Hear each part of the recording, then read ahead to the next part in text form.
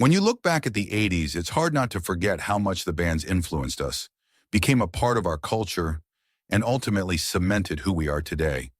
It doesn't matter the age, there's a good chance whether it was new wave, hair metal, or pop.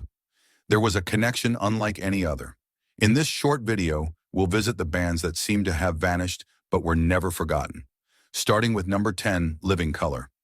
From the impressive attire worn to the dynamic songs, Living Colour was not just a rock band, but a really interesting sounding band. Their songs, marked by great guitar work and fluid drums, made it all the more interesting when you watch their videos on MTV. There's a good chance you can still hear the voices of Malcolm X, John F. Kennedy, and Franklin D. when you hear their hit song, Cult of Personality. In 1988, Cult of Personality was released, winning them multiple awards including Best Group Video and Best New Artist at the MTV Video Music Awards. Other hits followed like Glamour Boys and Stain, but they weren't able to sustain the same success as when they started. The band would break up by 1995, and Living Colour would reunite by 2001. But as many bands experience, they never quite got the solid radio play with newer songs.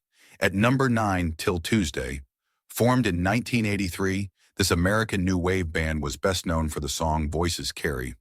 The backstory behind the song itself makes it even more intriguing to listen to years later. Sung by lead vocalist Amy Mann, the song tells the tale of someone who is in a relationship who is finding her voice, but is sadly fighting her lover's resistance. The man she is with is trying to keep her voice silent. The song Voices Carry became their breakthrough hit, reaching number 8 on the Billboard Hot 100 in 1985, and also was their best-known track. Moving down the countdown to number 8 is Wang Chung. This English new wave band had a string of upbeat hits, including songs like Dance Hall Days and their 1986 jam Everybody Have Fun Tonight. But by 1991, they disbanded. In case you're wondering about the origin of their name, Wang Chung was actually a name the band used, which was the Chinese term for the first note of their musical scale. In an interview about their name, the bassist for the band said, quote, "It means whatever you want it to mean. If you're enjoying the video so far, be sure to give us a like and subscribe." At number 7 is a band that flooded the airwaves, making us all ask the question, why was Josie on vacation far away? That opening line would be the beginning of one of the biggest hit songs of the 80s for the group The Outfield. The album was Play Deep. If you had it, you know they had quite the powerhouse trio with catchy songs. Other chart toppers that lit up the Billboard charts were Say It Isn't So, All the Love in the World, and the song Every Time You Cry. Sadly, the English band would disband by 2014 due to the death of guitarist John Spinks.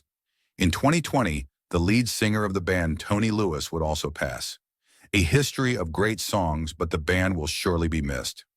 At number 6, the Motels. Formed in 1975, the Motels were a standout band from the 1980s new wave movement, known for their haunting sound and Martha Davis's distinctive voice. Their 1982 album, All for One, featured the hit Only the Lonely, which became a top 10 single and brought them into the MTV spotlight. Their 1983 album, Little Robbers, continued their success with Suddenly Last Summer.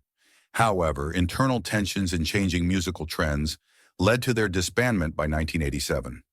Despite releasing albums in the 80s and 90s, they never regained their earlier success, though their music remains iconic. At number 4 is Big Country. Formed in Scotland in 1981, the band gained fame with their 1983 debut album, The Crossing, which included the iconic song In a Big Country. Known for their anthemic sound and distinctive guitar work that mimicked bagpipes, the band stood out from other 80s rock acts. They followed up with successful albums like Steel Town in 1984 and The Seer in 1986, both featuring hits such as Look Away and Fields of Fire. However, as the 80s ended, their Celtic-influenced rock style lost popularity. Number 3, Haircut 100. This one hit wonder British new wave band hit it big with their 1982 debut album, Pelican West, which included the hit Love Plus One in 1982. The song was a chart topper, and their upbeat pop sound earned them a loyal fan base. However, After lead singer Nick Hayward left during the recording of their second album, Painting by Numbers in 1984, the band struggled to maintain momentum. Despite their short-lived success, Love Plus One remains their lasting legacy. Number 2, The Call. Formed in 1980, The Call achieved critical acclaim with their 1983 album Reconciled and the hit single, The Walls Came Down. Their introspective lyrics and atmospheric sound earned them a dedicated following, though they never reached mainstream success. Albums like Modern Romans in 1985 and Into the Woods in 1987 further refined their sound but didn't produce major hits, and consequently the band faded, unable to compete with the rise of grunge music. And at the number 1 spot is Dogs D'Amour. The band formed in 1983 and blended hard rock, glam, blues, and a touch of sass under the leadership of frontman Tyla. Their 1988 album, In the Dynamite Jet Saloon, was hot, with tracks like How Come It Never Rains gaining attention for their raw sound, but it was the band's inconsistent lineup and Tyla's unpredictable behavior that would make it hard to take it to the next level.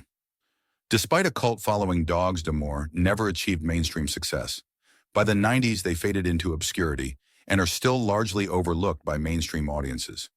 While these groups may have faded from the limelight, their music remains a testament to a bold and transformative era. Which one of these forgotten 80s bands do you remember most? Let us know in the comments.